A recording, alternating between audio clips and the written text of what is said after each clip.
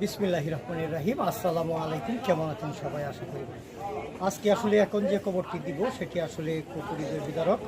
আপনারা দেখতে পাচ্ছেন আমার পেছনের দোকানটি ইতিমধ্যে তালা রয়েছে। এটা গত কয়েকদিন যাবত ধরে এই দোকানটি তালা পড়ে। এই দোকানের মালিক মোহাম্মদ সুজন, সে একজন মিষ্টি ব্যবসায়ী ছিল। কুশিন্দি বাজারে তার দোকান আমরা ছোটোকাল থেকে দেখে আসছি। প্রায় 20 থেকে 30-35 বছর যাবৎ তারা কিন্তু এই মিষ্টি ব্যবসা করে আসছে।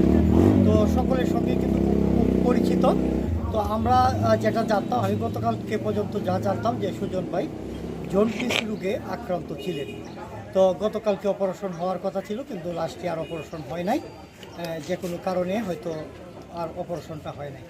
তো যাই হোক, পরিশেষে গত রাত্রে উনি 3টায় ইন্তেকাল ফরমায় আছেন। ইন্না লিল্লাহি ওয়া ইন্না ইলাইহি রাজিউন। আমরা মরহুমের মাগফিরাত কামনা করি। তো সম্ভবত